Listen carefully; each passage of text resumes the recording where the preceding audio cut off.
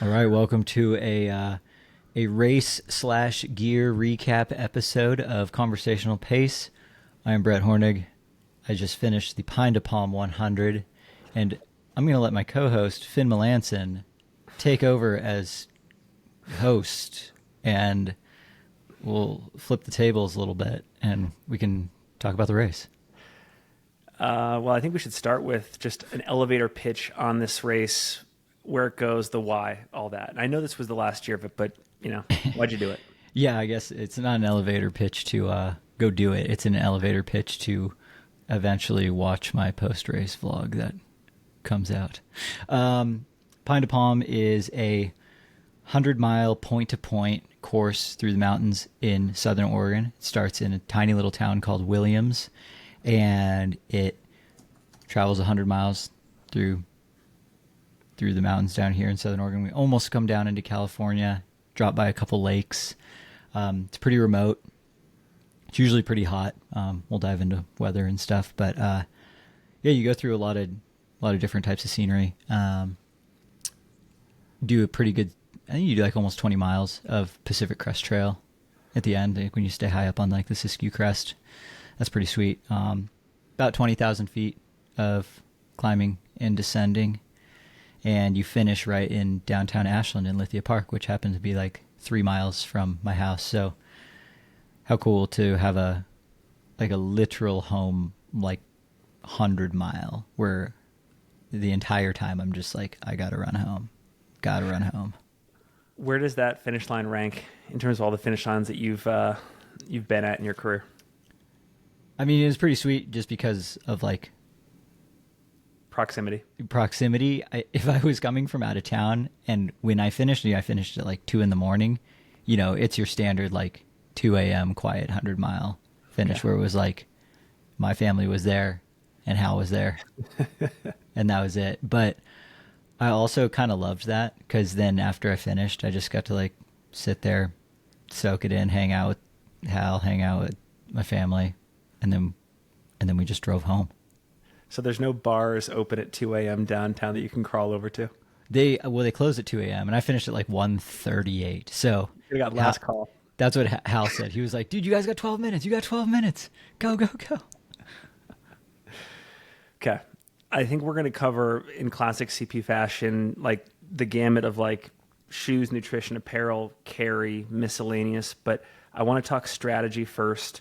And, you and I are both guinea pigs in the sense that a lot of the running that we do is experimental. We're always putting on new shoes.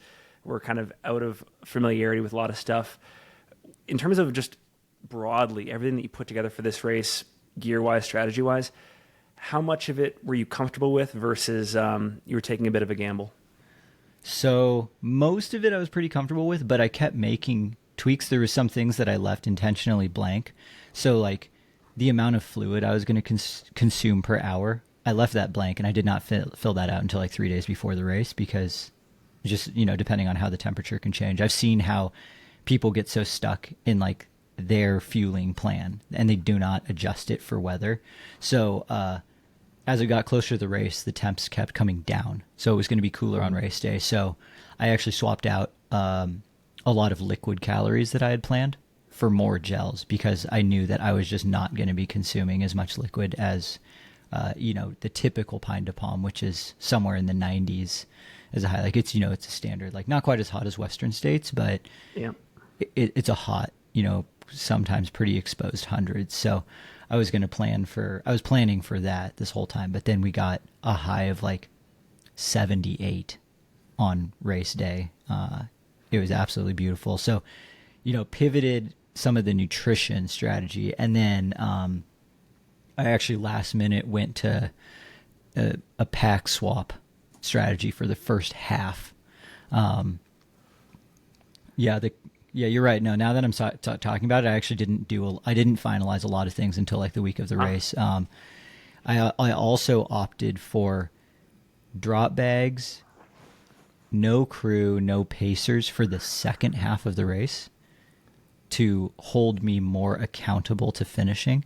Because we've talked about this before, how like crew and pacers can be great, but they can sometimes, if you're, in the wrong headspace. They can almost be a crutch, especially if they, you just start feeling guilty that they're just out there when you're feeling like crap. And it's like, you know what? I think it would be better to just see you at the finish. I would love your help, but I think I need to hold myself to the utmost accountability. So I just had crew for the first 45 miles, and I did pack swaps up to that point. And then I did drop bags for the rest. And I didn't finalize that until like the week of the race. So strategy was in flux, but I guess my follow-up is, was there any like brand new gear that you hadn't tested at all in training, or what did you have a fair bit of familiarity with each piece of gear? The only piece, so my ice bandana I'd never put on before race day. I got one of these new East Peak ice bandanas. Are those legit? Dude, they're sick. I think I paid like $40 for this thing, and as long as I don't lose it, absolutely worth it, because it's finally not just a bandana, because like bandanas are just not meant to be filled with ice and tied around your neck. Like the way that the fabric of this thing is angled, it's just more optimized, way less bounce. This one, there's two different sizes that you can buy. I just bought the regular size, so there is a higher capacity one. So like definitely, I think a lot of people who like really stuff their ice bandanas would be like, well, this is way too small. I found that it was still good for like 90 minutes of ice melting. And the way that it's, the fabric is made, it like definitely does slow the drip down a little bit. But also just like really comfortable. So I had never used it. I felt pretty confident it was going to work, and it worked better than any other ice bandana I've used. And then I got a new pack like 2 days before the race. I got sent the Salomon, it's like the S-Lab, like 6-liter pack. Yeah. I got that like 2 days before the race. I did my final shakeout jog on Friday with it just loaded up to see if it would work. And then it felt fine, but I'd never run more than 20 minutes with it. But then that allowed me to go for like, I started in, I guess I'll just go through the packs. I started in the Tantrums Crest 6-liter pack. And the main reason why I started with this was I started with 3 bottles, 2 in the front and then 1 in the lower pocket on the back. But the bottles that Tantrums ships this vest with are 20 ounce instead of 17 ounces. So I just had 6 more ounces for free, and it's like 14 miles to the first aid station. Yep. And for the temperatures, those 220 ounces plus like another 17 was going to be like perfect. And like, I know it's like, well, 6 ounces, that's not that. 6 ounces can make a difference. So I opted for that, and that was super comfortable. I've been running in the Tantrums vest all year, so I knew that was going to work. Was that the same one that you used at Waldo? Yeah, same one. Yeah. Same model. The Waldo one was a black prototype. This one's an actual like completed, finished one, which just like they finished off some of the seams and made the materials a little softer. But other than that, it's like the same shape, same pockets. So super familiar with that one.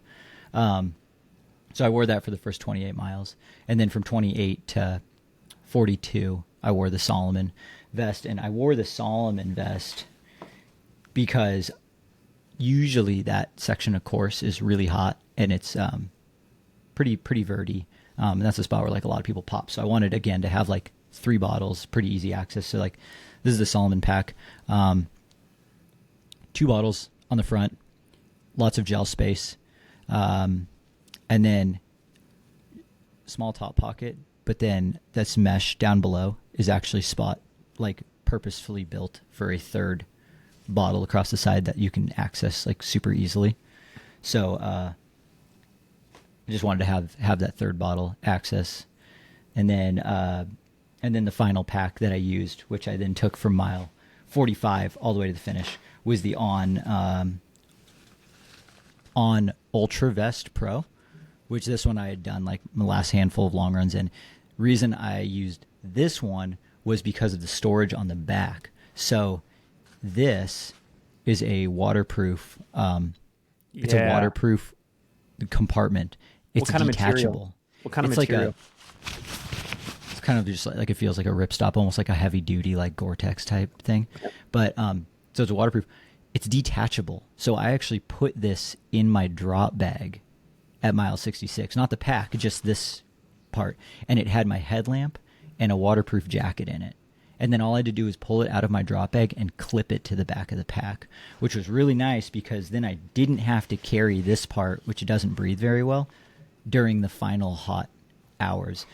Because without this additional pocket, it's just a mesh back that breathes super well. So then on like another hot part of the course, it was going to be great. Yeah, held everything I needed. And then I was able to throw the extra pocket on, which had headlamp, jacket, extra headlamp batteries. And then I was able to use that all the way to the finish. 2 questions. First, broadly, if you're giving these 3 packs a letter grade in terms of how they performed for you at this race, what's the letter grade and what would you be picking apart? Like what was lacking? What would you want to see improved? So I would say the Salomon pack was the most comfortable, but I bet it's the least durable. Like I can just tell, like the material's super thin, really lightweight, like, and I've already done this with other Salomon packs, like just over time with full bottles and bouncing, like they start to stretch out a little bit. So like most comfortable pack, probably going to try and keep it more as like a race day type pack. But most comfortable, probably least durable. Tantrums pack is probably the second most comfortable. Actually, they're all comfortable packs. Like I had no chafing problems at all.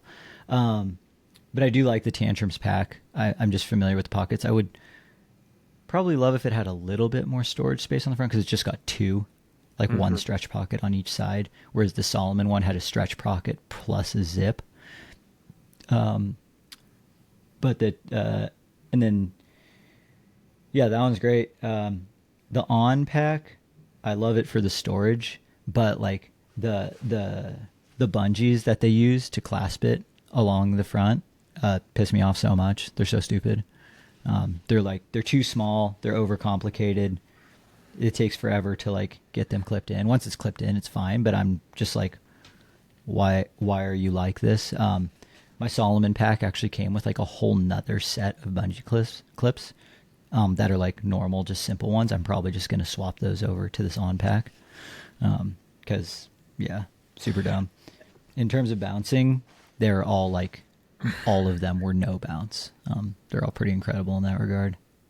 You reminded me, by using that On pack, I think this is an interesting debate, possibly for a future conversational pace episode, maybe end of the year type thing.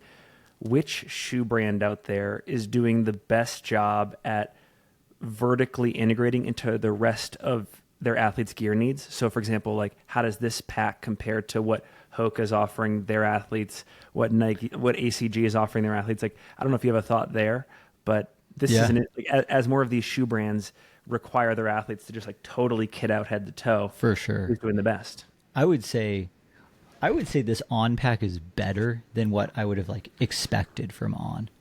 Like, like I would have expected the On pack to be like more like city backpack, like makes no sense for trail sort of thing. But I'm like, you can tell they have like, there was a lot of good athlete feedback that went into that because the pocket placement, the zips, the fit and everything, super good. The only gripe that I have with it is that the bungee cords on the front suck. But like I only took the pack off like 2 or 3 times, so not the end of the world there, especially for a 100-miler. I'm going so slow anyways. And then really quickly going back to East Peak, this is the first time I'm hearing about that brand. Are they only making these bandanas, or are there more products? So they're like a Marin Mill Valley brand. So I think that East Peak is an ode to Mount Tam. Ice bandanas and socks, as far as I know. Wow. Yeah, and the ice bandanas, I had to wait. I almost didn't get one because they were all sold out after Western States because Kilian Jornet used one. And I think Rod also used one as well. Yeah, and they were gone. So then I was just on there like, notify me when they come back. And they, I bought it like 10 days before the race. Wow. Okay. Yeah, so I just got lucky that they came back in stock right before the race. But yeah, no, East Peak, I'll link to them in the show notes. Yeah, they're worth checking out if you're like actually just wanting to invest in a good ice bandana, which I know they don't get used that much, but when they do, it's pretty damn important. Let's talk shoes. This is sort of a loaded question because obviously you come at this category from many different vantage points, and you're running a shoe review channel. So I guess again the question here is: did you have your reviewer hat on, or were you going with just a shoe that you wanted to perform this kind of trusty on race day? Well, both, because it's a shoe that we're going to review, but it's also a shoe that I knew I would run my next 100-miler in before I even knew what my next 100-miler was going to be. So we're talking about the Brooks Cascadia Elite. Oh, man. And this shoe I've actually had the pleasure of wear testing with Brooks since February of this year. So like I got the first prototype round from them in February, and I raced the Big Alta 50K in them, and we hopped on some calls and talked about some like fit design tweaks and stuff. And I'm not going to claim credit for any revisions to this second one, but some things that I think myself and some of the Brooks athletes and some of their designers agreed upon in regards to changes got made. And then this second version, which I think is going to be like more or less the final product that comes out next spring. It's sweet, man. It's like I knew at Big Alta, I was like, all I want to do is slow down a little bit and run longer, because this shoe is built for that. So I raced Twisted Fork in the same pair that I raced Big Alta in. I did some training runs in between. I put like a couple 100 miles and 2 races on those. And then this one I put like 20 miles on. And then I did not touch it for the entirety of Pine to Palm. Like I did 1 pair of socks, 1 pair of shoes, tied them before the start of the race, and I untied them at the end for almost 20 hours. I have never come close to doing that in any other one. And that now has convinced me that unless you're needing to like change your socks because of wetness or anything, shoes are getting so good. There's no need to change your shoes for like at least 24 hours and below. In its class, and I know that we're going to review this shoe later this year probably, but in its class, is this shoe best in, can you confidently say that the shoe is best in class? For what I'm looking for, yes. Like it's everything that I've wanted in like a trail super shoe, which is like a little bit less of road super and a little bit more trail super, which then always brought up the question of like, well, what is trail super? We don't really know yet. I think over the course of our testing of like lots of trail super shoes, it's like I want to be able to cruise dirt road miles in it. I want to be able to have the forefoot flex when I climb. I also want enough stability that when I'm running technical terrain, I'm not just like bouncing off the rocks. But I also want enough flexibility and a little bit of ground feel so when I'm running more technical terrain, I can actually like make good foot placements. And somehow this is able to check like every single one of those boxes for me. Like the last 10 miles of the Pine to Palm course are, like douche grade downhill on a dirt road. And these shoes like still had cushioning and pop after 90 miles. Wow.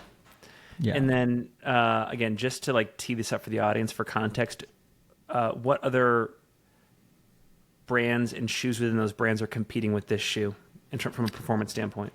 I mean, I think the immediate closest is going to be the On Cloud Ultra Pro due to the kind of like high cushion. They're both PIBA. High cushion, slightly more flexible, doesn't have a huge amount of stiffness. It does almost overlap into that like La Sportiva Prodigio Pro type category as well, where it's like somehow kind of good on more technical terrain. I think the Prodigio Pro is probably still a little bit better, but like we've seen some of Brooks's like short trail athletes race short races in this shoe. And it's like, why? But I think it's because it's actually pretty solid. I think a lot of the other plated trail super shoes are going to be in a different class because they're just simply so much stiffer. This one just doesn't have that same kind of forefoot stiffness, which is something that I've always really wanted. And as of right now, like I felt like the On shoe is kind of like one of the only ones, you know, because of like Norda 005 and Prodigio Pro, but those aren't like high stack, you know. This is still high. This is high stack.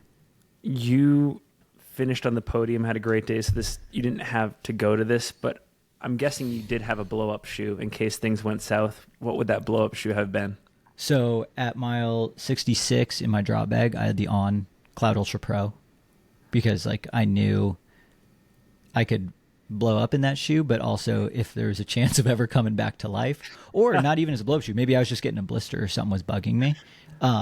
That was a good backup shoe. And then my crew had the new Mount to Coast H1 as a shoe that I would change into if for some reason I was just getting like, you know, it just like if I had a blister or something, I was like, I know I could run Pine to Palm in that shoe, even though kind of going back to one of your earlier questions of like unfamiliarity with gear. I was like, I've only run like 15 miles in that shoe, but I could just kind of tell I could run a lot in that shoe because it actually has a lot of overlap with some of these more flexible trail super shoes, shy of the outsole being pretty minimal.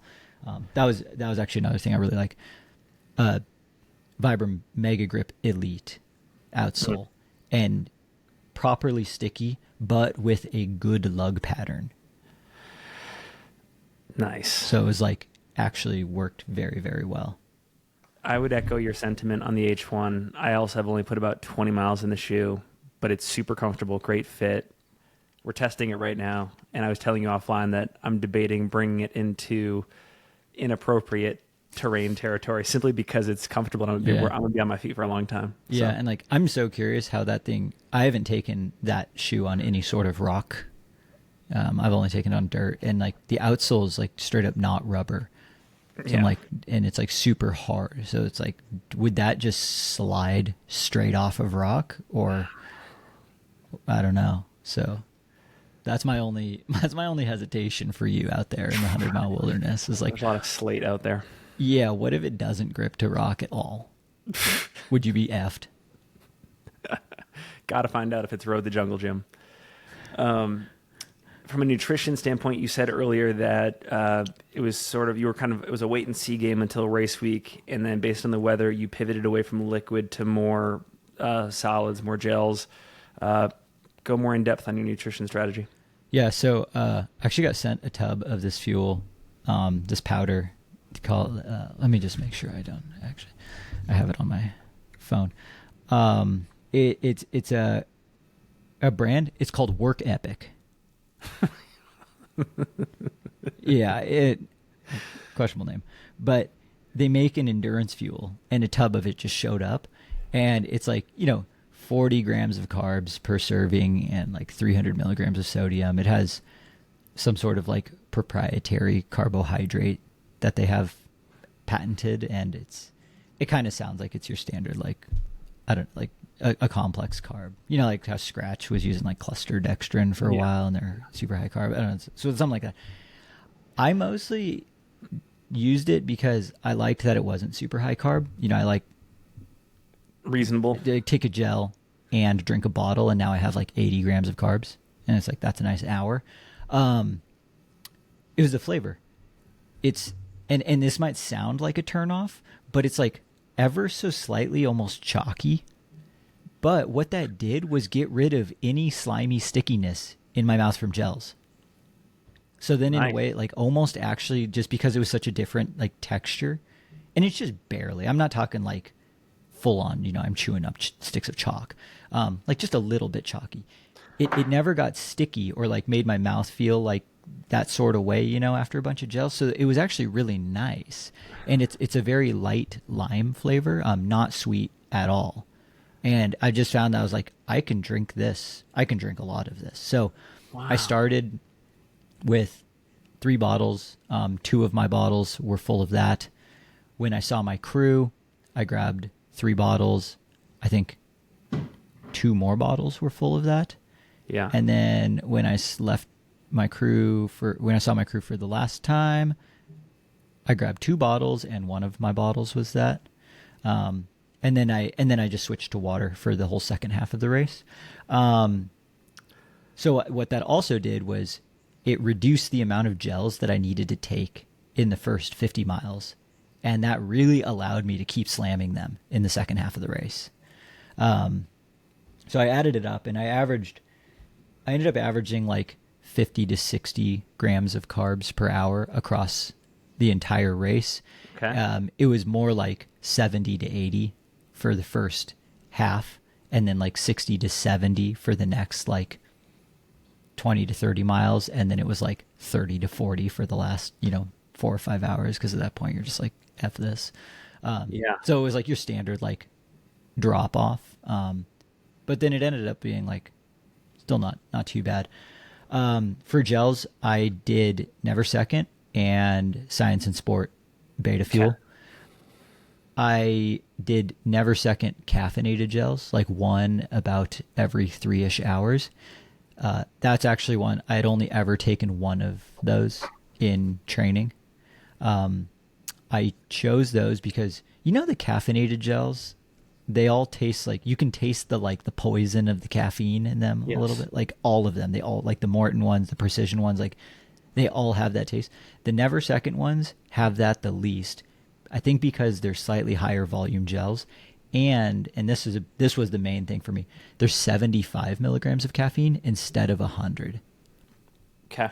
I found the 100 was just like a little bit too big of a spike for me, especially once like the engine's like really going after like 6 or 8 hours. I would take one of those and then I'd be like buzzing. Like, I'm not trying to have this much caffeine. So then there's like an hour of like, I don't like this. And then it feels good again.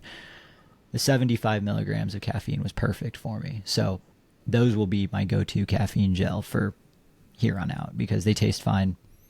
And how early were you hitting the caffeine in the race? Hour 1. Okay, was so my first caffeine. That's another incentive to not like overdo it if you're going to like drip it over the course of the race. Yeah, so I did like my first gel that I took was one of those. And then in 3 hours I took another one. In 3 hours I took another one. So yep. I think I ended up taking 6 of those over the course of the race. And then I had just kept mixing Neversecond regular gels, the 30 gram carbs, and the Science and Sport 40 gram gels, just kind of randomly. I took them the entire race. I took my last gel at like mile 97. Wow. I did start to go to like 1 gel an hour for like the last 4 hours because I timed it with aid stations and I was eating quesadillas at every aid station. That ended up being like the ultra food of choice. Quesadillas, I'd eat like a couple bites of it while I was in the aid, and then I'd just walk out with it and slow jog it and eat the rest of the quesadillas. And I was like, okay, that's a gel. Dude, I get to skip one. I don't mean to get hung up on the Work Epic thing, but again, this is like East Peak. This is my first time hearing about Work Epic. So yeah, I had never heard of them either. Just again for the audience, and I have no attachment to them. They've got that feel you're talking about with all of these names that I don't recognize. Yeah, I know. It's like maybe sketchy. I don't know. Dude, they've like branded specific ingredients, which is kind of interesting. Yeah. And then they've got this performance. Did you get the coffee supplement? No. Okay. And I've only tried their powder. They call it Epic Creatine Plus. So yeah, I don't know about Creatine Plus. I don't know, but it's just maybe for the next training block. But if you would like to try some, Finn, I can get the connection going. If you want to try some Work Epic, the guy's name is Caden Fredrickson. Yep. Anyways, cool. I love like hearing about new brands. You and Jimmy got the goods on the new brands. Dude, Jimmy's the master of new brands. Jimmy is like, the master, dude. Like there's so many brands. He's like, have you heard of this? And I'm like, nope. And he's like, that's because they won't exist for 6 years. In terms of execution, letter grade for how you executed nutrition. I think I'd give myself like a B plus. I think I could have continued to hammer the gels more from about Like the crux of the race is at mile 66 at Dutchman Peak. So from mile 44, you leave Acorn Woman Lake. And from 44 to 66, so what is that?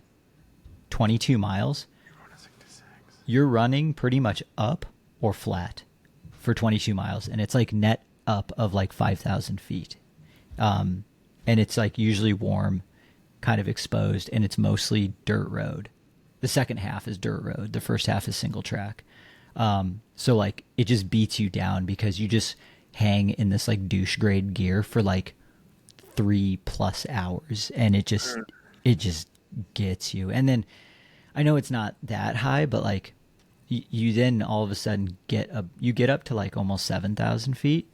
And once I hit about 5,500 feet, I noticed that like I was huffing and puffing a little bit more than I wanted to for the pace. And I don't know if that was just because of the cooler weather earlier on. I was able to, I was under my goal splits technically for 80 miles. But I was like way under them for 50 miles. But my goal splits were written with like 90, 95 degrees in mind, not 78 as the high. So while I was under my goal splits, I was right on my goal effort. So if you look at my Strava, it looks like, oh, Brett, you just went out too hard and then you died. Well, it's like, I think I went out with my A goal in mind. And then, the winner ended up running just over 18 hours and they were 5 minutes behind me like most of the day. So then it's like, oh, okay, the splits I was running was probably right on 18 or just under 18 hours. Like I did what I wanted to. So I'm like, execution wise, if you look at it on Strava, you're like, oh, you get like a C. But I'm like, well, I'm going to give myself at least a B because I went for it, but I wasn't stupid about it. And the wheels just fell off a little bit. Like, you might start the same 110 times and it's going to happen. It's probably going to happen 9 of those times. But like, you're never going to know if you don't give it that try. So like, I'm proud of myself for trying. And like, it's a little bit of a dice roll. I was in the lead 1 mile in and it was like, I've never led 100 miler before. And then I led for 62 or 63 miles. Does Pine to Palm have an escarpment? Like we the first to the escarpment? Well, the first climb is way bigger than the escarpment. Okay. The race starts on a 5,000 foot climb. That's amazing. Like it just goes straight up for 10 miles and 5,000 feet. So you get like 25% of the climbing with this race done in the first like 2 hours? Yeah, I got to the top in 1:57 and my splits were 2 hours. Wow. So yeah, so it's like 5,000 feet. And then you descend all of it right off the other side, just like boom, boom. And I have a bunch more gear questions, but coming back to the fact that you didn't have pacers in the set, you didn't have much crew at all in the second half of the race, no pacers. Given that you were in contention for the win, did that end up being performance decreasing in this big debate we're having around pacers in the sport? Do you think that a pacer would have helped you push and maybe fight for second or the win? Not this year, because first and second were moving so much faster than me. Like, there's no amount of, like, because I finished in 1938. I think first place was 1808, and second place was like 1830. Like, it was an hour. And the second place guy did not pass me until like mile 75. No, probably even later than that, like 78. So we're talking like 22 miles. He put over an hour on me. No amount of pacer is just going to will me to like hang with that. His last 10 miles were 6:30 pace. Shouts to Will from Kailua Kona, because you absolutely balled out the last 10 miles there. So it's like, yeah, that's awesome. Yeah, we chatted for like 1 minute before I was like, bro, you got to go. You caught up to me so fast. You gotta go because you could win this race. But yeah, so like, yes, a pacer probably could have helped me go a little bit faster, but at the same time, it wouldn't have changed my place at all. Same with crew. Crew would have been faster in the last few aid stations, but it was fun to grab a drop bag, talk to all my friends at the age, because like I knew everyone at all the aid stations because it's like the hometown race. So it was fun to like.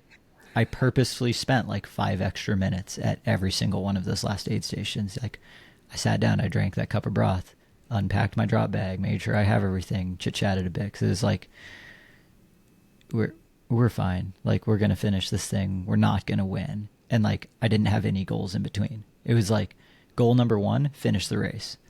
Goal number 2, win the race. Yeah. And like when I was like, okay, I'm not winning. The only way I'm winning is if there's disasters in front of me, and that's like not gonna happen. So then it was just like, yeah, it was just a self exploration out there, which was cool because it was like very dark, and the most technical part of the whole course is right after mile 80, and I had to do that by myself in the dark, and that was very, very hard, but it was really cool to say that I got to do that solo. Thinking like exogenous ketones, beta alanine, bicarb, any exotic components of your nutrition strategy?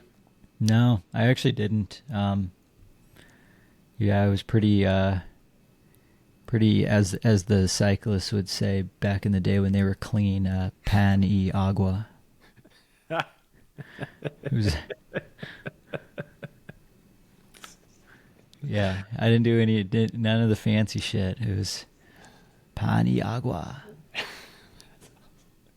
Okay, let's talk apparel. I think I saw a post. Terragnata was hyping you up post Pound Palm Podium. So Yeah, at least outfitted with their stuff. Yeah, so I got link below in the show notes. They've been available to Patreon members, but I'll open it up to at least with what I have left, if anyone wants one. Terranota Conversational Pace logoed T-shirt. I opted for the new Glacier Blue colorway because it matched the Cascadia Elites so perfectly. Got to be coordinated. Yeah, it got to be color coordinated. And then the Terranota, the Sendero shorts. I think I've done every race this year in the same pair. Black Canyon, Big Alta, Twisted Fork, and Alpine to Palm. Okay. I've done in that same pair of shorts, and it's like a $28 pair of shorts. Has nice waist belt pockets, so like I always had 2 gels, sometimes 3 in the waist pocket. I had my little action cam in the other pocket, and then I had another pocket free for trash. Back pocket had my emergency headlamp in it for a while. So like utilized all the pockets. No chafing, super lightweight, really breathable, awesome shorts. Same with the shirt. Actually just like one of the lightest weight, most breathable shirts that I have. Just happens to be very affordable. So I bought a whole bunch, and I have Conversational. The rare connection of high performance and affordability. Yeah. That's amazing. And I am absolutely always willing. I am willing to, if it touches your body, I will spend however much I need to spend on it. That's like, in my opinion, and I think Joe Rubio has said this a bunch of times, the owner of Running Warehouse. He's like, if it touches your body, you spend top dollar on it. So we're talking like shirt, shorts, socks. Like, make sure that you got good those, because if it touches your body, don't crap out on it. You know, I didn't touch. I wore the same shirt and shorts the entire race because by the time it started to cool off, they were already fully dry. I had the Brooks waterproof jacket. That was my like extra layer up there. I wore it for a couple minutes, but I was moving well enough where I was actually still generating a decent amount of heat. So I ended up doing most of the night section just in a t-shirt and shorts. I had my standard Conversational Pace trucker hat, but we also have a new hat. This is maybe the new hat announcement. Do you have your running hat? This is an idea that I had on a run, and I just started playing with fonts and stuff, and I found a hat supplier, got some sweet stitching. Here, we got your running hat. CP logo on the side. And I like the corduroy. if you're not a fan of the cream corduroy, we got classic black. Snapbacks, of course. Sweet. Got the green bill on the other side because we're 90s kids. That's how we roll. I'll have a link to those in the show notes. But don't forget your running hat. I'll just make one. I'll editorialize here very briefly. First of all, sick hat. Go buy it. I'm going to get my hands on one. And number two. I got one for you. Don't worry. Number two, one of my predictions for 2026 is we will see some sort of pricing war in the apparel market that is instigated by the success of Terragnota, which has been undeniable this year. And I predict we'll see at least 2 other brands bring 2 products to market that are in that pricing arena that also claim high performance. That'll be cool. That'll be very interesting. I would love to see that war start. Product from Terragnota that I'm really excited to test out. It's available for pre-order right now. I think it ships in November. They're coming out with a pack.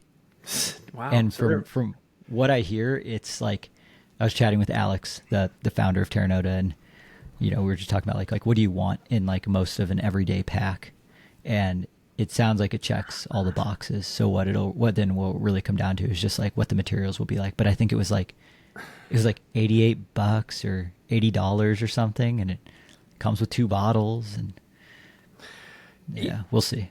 This is a competitive advantage that I'm increasingly becoming more appreciative of. Are the founders of these companies and the people that are working in product, are they actually athletes in the trenches? Alex is very clearly he is. one of us, quote unquote. Ultraspire comes to mind. Bryce Thatcher, he's like been in the trenches for 40 years. Like he only makes products that work for him. You know what I mean? Like, and again, no affiliations with either one of these 2 people, but just like tip of the cap. Like you can tell when a product has been made by someone who is in the scene. Yeah. No, it's super cool, and I love how it's not that it's not like easier because things are so expensive now. Like from a overhead standpoint, it's harder to start a small brand, but in many other ways it's never been easier to start a brand and like roll with an idea, because like you can get pretty much anything you want sent to your front door at the snap of a finger. I know. Hence me getting so tunnel visioned on the running hat and being like, I don't care if I don't sell a single one. I want running hat. Spoiler alert, I already sent a carload to the mailbox today. Seriously? From Patreon, yeah. Dude, that's awesome.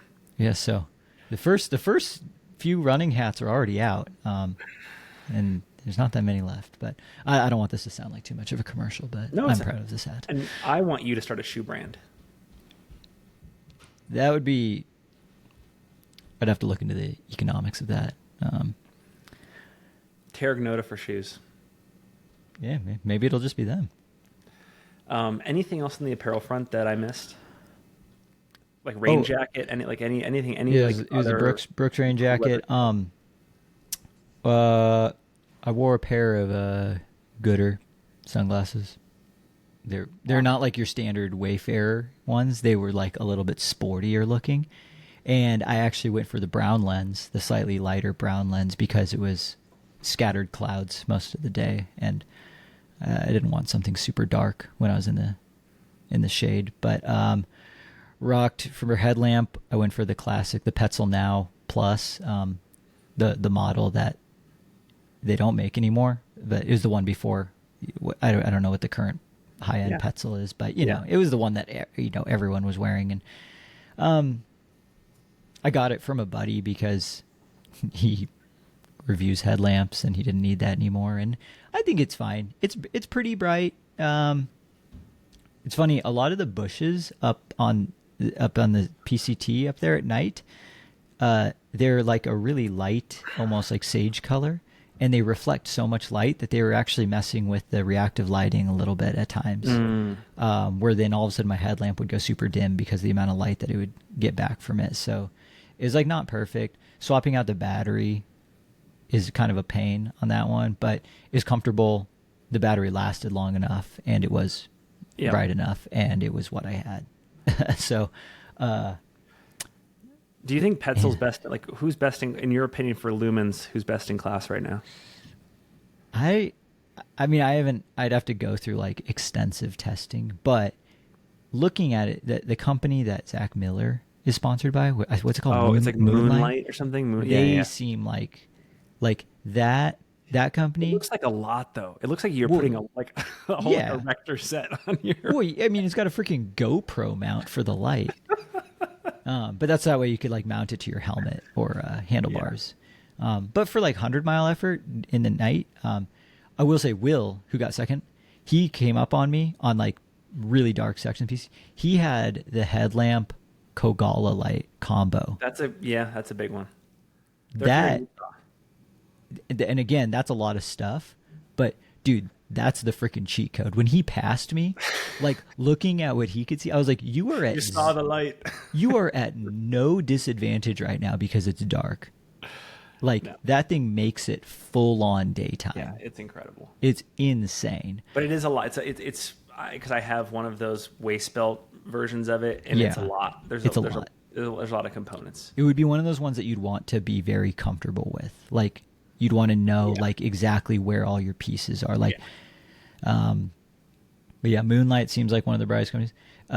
Nightcore is another headlamp company that's coming out with some like banger headlamps right now. I would love to test out some of theirs. That's who Katie. I saw them. They were in Katie Shy and Germain run for them.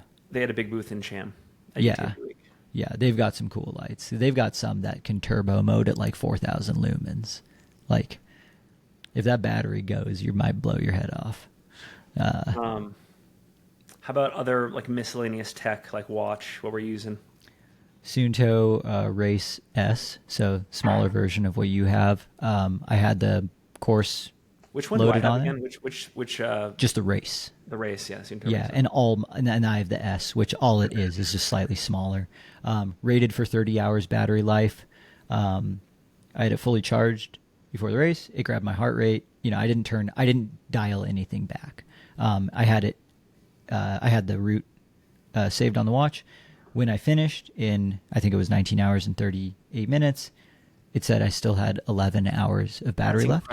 With the route on there too? Yeah. And heart rate, and like pulse oximetry, all that random stuff? Yeah. Did it all. It still had 11 hours left. So like it was like, it said with what you're doing, it'll go for 30, and it had 11 hours left. So like that maths out to 30. Promise is kept. Let's go. And from a hardware standpoint, I will say that's one spot where Suunto has always been number one in my book. Dude, they're so back. I think Suunto is so back. We're going to do a full review of these watches. But like, I never thought Suunto would be like one of the best bang for your buck watches because they were always one of the more expensive ones. And we've been testing these for most of the summer, but we'll record. We're probably about ready to record a full video. Are you going to use it for 100-mile wilderness? Yeah, I'll use the race for sure. Yeah. Okay. Yeah, we should talk about the watch more than after that. As Scott Jurek would say, I raw dogged it in regards to like no music. How was that? How was being in your thoughts, dude? Fine. I never once thought about it, actually. Like, I never once thought I wish I had music or a podcast to listen to. I loved just being out in nature. Engaged. And I ran by myself for most of the race because, like, I was in either leading, and then when I got passed. Like, there was no fight in me to hang. So, like, I was just like, yeah, I don't know, just by myself for most of it, and I kind of loved it. Sick. Dude, that's awesome. Yeah. That's doubly impressive. Not only did you have no pacers or crew in the second half, but no external stimulation except nature. Yeah. No, I really liked it.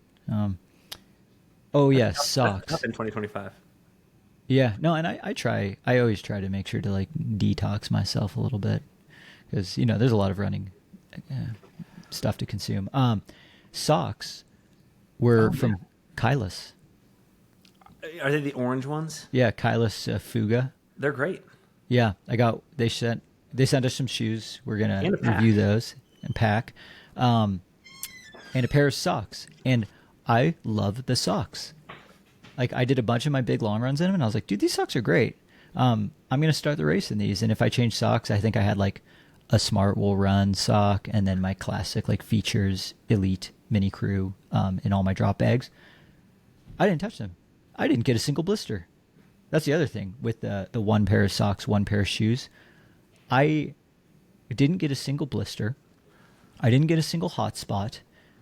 And I don't even think I'm going to lose any toenails. My right pinky toenail is a little, it's like not even purple. It's just like tinted red. It's just ever so slightly bruised. Mm-hmm. But I don't think the nail's going to come off. Okay. Like my feet don't look like they ran 100 miles other than being a little bit fat. And I did jack up my left ankle in the final. It's like freaking, I was coming off a Wagner Peak, which is the final peak of the race. You have to go do this out and back up it. And there's like this rock scramble. And it wasn't even that. The scramble part is like the mellow 2-mile descent back to like the main junction. I just stepped on a rock funny and my left foot just like overpronate. Like I rolled my ankle inward and it felt like I tore my post-tib tendon. And then right after that, you do this 2-mile descent down what's called the Wagner Glade Trail. And it's like 2,000 feet and 2 miles. The whole trail was just tilted like slightly the wrong way. So then that left foot kept overpronating even more and it just kept yanking at that tendon. And then there was one spot where the trail got really narrow and I just kicked the back of my ankle with my right foot because these Brooks shoes are kind of wide. I kicked it and that one just, I had to take like 2 minutes where I just like sat down next to a tree and was just like, dude, I'm going to throw up. That hurts so bad. And I was at like mile 89 at that point. I was like I'm just sitting there and it's just like on fire. I was like, I'm gonna have to walk the last 11 miles. Like I'm so pissed right now. This is so stupid. So that was the one spot where I was like, oh crap, I might have actually just hurt myself. Once I got onto the dirt fire road and I didn't have to like activate the tendon at all, I was able to run. And I was able to run downhill like just fine. Like I think I was like 9-minute pace for the last 10 miles. But then when I took my shoe and my sock off, it was just like bright red and so swollen. Like I didn't have an inner ankle bone anymore. And like it's Thursday, September 18th at the time of recording. What is it? So it's now 5 days after the race. I can just now start to see my ankle bone. Oh, eyewear. Did you like sunglasses during the day, clear lenses at night? Like how'd you approach that? Oh yeah. I just did those like Tifosi sport frames not Tifosi, Gooder. I did the Gooders during the day. Gooder. How about at nighttime? Clear lens at all or? No, in that I have a pair of Oakley clear lens. I simply just forgot to put them in the drop bag. So then once it got dark, I just had no glasses and it was fine. Fortunately, I think it would have been less fine on a normal year. It rained a whole bunch the week before the race and that like tamped down all the dust on the course. So there was like no dust on the dirt roads, no dust on the PCT. And I think that really helped with my eyes because it's like, it gets dusty up there in like a bad way. So I got really lucky by not having any eyewear at night and actually being just fine. All right. I guess one of my last questions is just like any other miscellaneous tech gear stuff you considered or used on race day that would be interesting for the audience. I mean, I just got so lucky with the weather and how it like rained before the race. So then like there wasn't any dust and it wasn't super hot. It didn't get super cold. So like it was just like pretty ideal, which almost made it like pretty boring from a gear standpoint. I just really had to make sure that like everything was like dialed and worked. I guess the one thing that I've always been really good at that I feel like a lot of people struggle with is not getting sunburnt. Because like if you start to get sunburnt during a race, like that does negatively affect your performance. And a lot of people also hate the way caking yourself on with sunscreen or like sleeved shirts feels. And like, I don't blame them for that. I have been using the same sunscreen brand for like 6 years now, and I have yet to get burnt. And I also don't reapply. Wow. Yeah, which brand? so it's called Zealios. Oh yeah.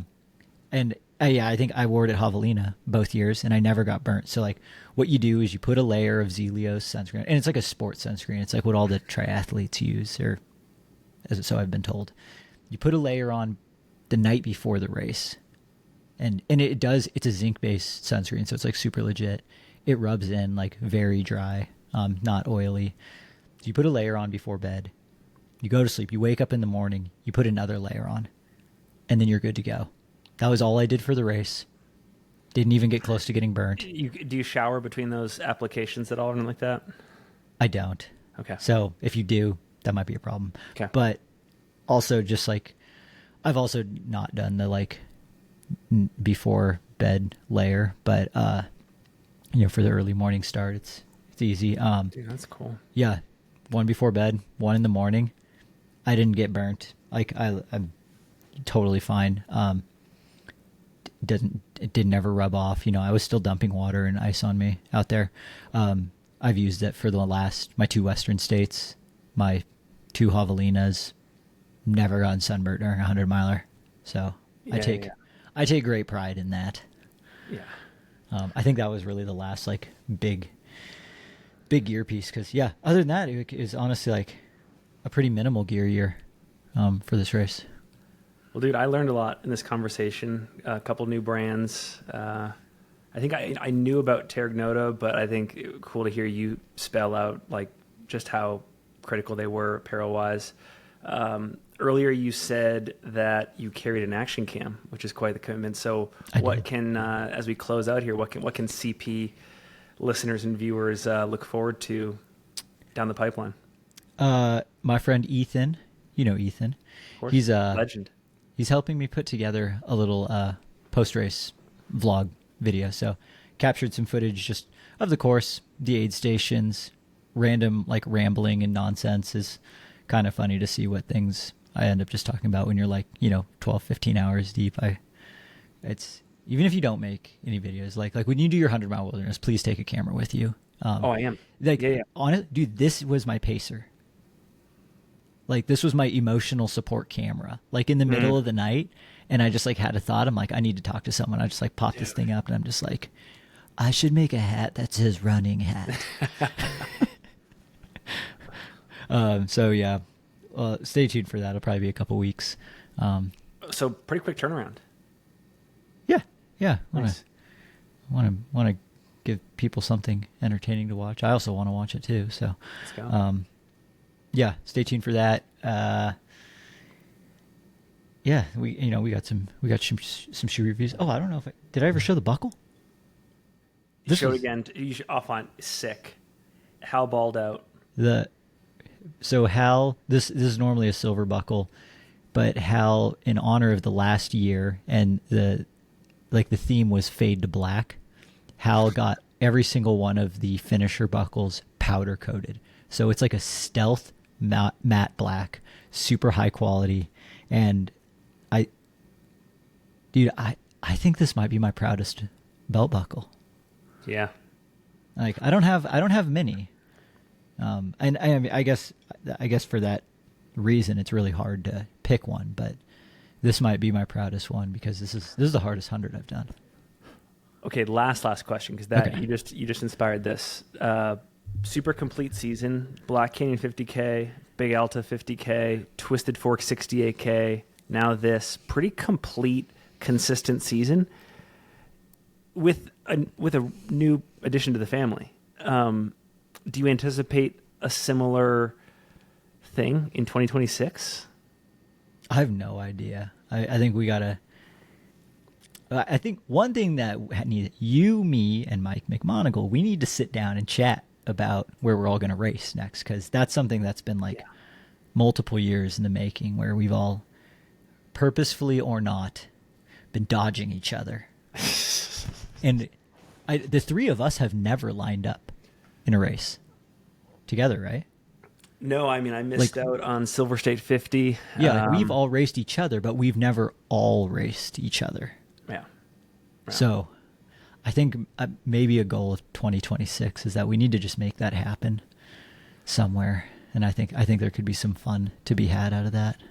Yeah, and just to give the audience some color, we had toyed with ideas like, could we all try to make the 24-hour U.S. track team? I still think we should do a flat 24-hour. Flat 24. Dude, So, I think that's our overlap distance, as much as I hate to say that. yeah, so maybe one of the fun little calls to action for the CP audience for this episode is, in addition to what you learned in this episode, let us know in the show notes, what should Brett's schedule look like? Should we do this meeting of the people? Yeah. Where should it be? Where should Brett, Finn, and Mike all throw down next year? Yeah. What's our overlap distance? What's our overlap race? That's what I care about. Well, Finn, thank you so much. This has been a lot of fun. I need a few more days, but we'll get back to reviewing shoes then. We got a bunch of good ones on deck. We do. All right, man. Thanks.